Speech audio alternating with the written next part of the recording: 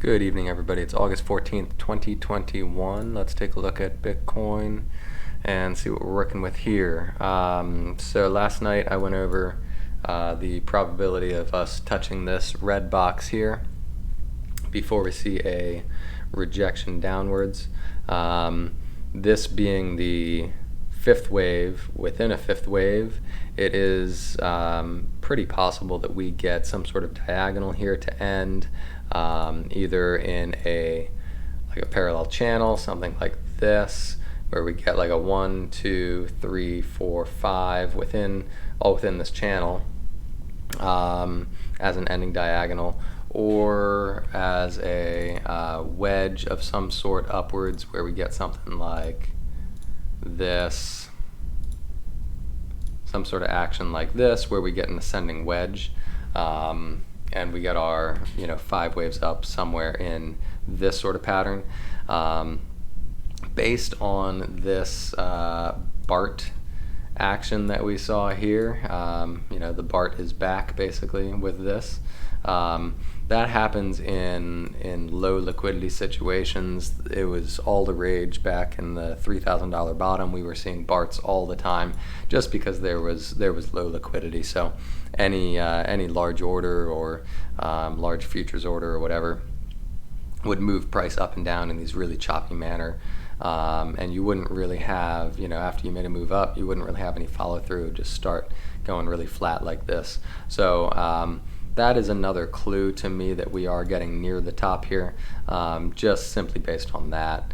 And then, like I said, we've got our Elliott waves telling us that this is the fifth within a fifth here, indicating that we should be seeing a top relatively soon. So we'll just keep an eye on that, on this potential pattern playing out.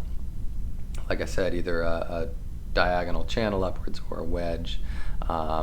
And in either case, it is pretty common. Like, let's say this is 1, 2, we're doing a 3 and a 4, something like this.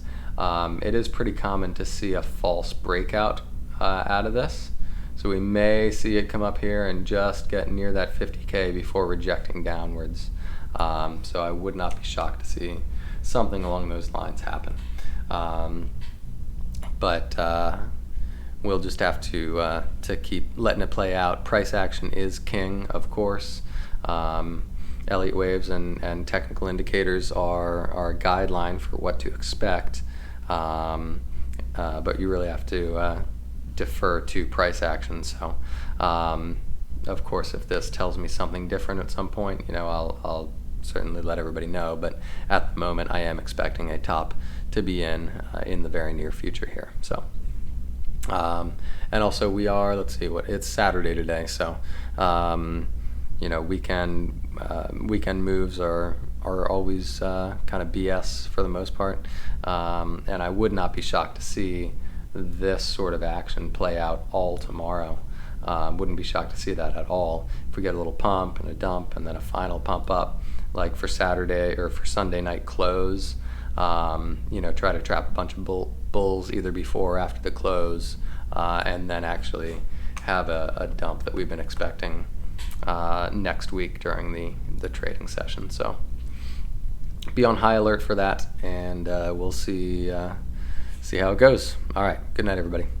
Remember, tomorrow morning for the members is the weekly live stream that I do for the 30, I think it might be even up to like 40 assets at this point.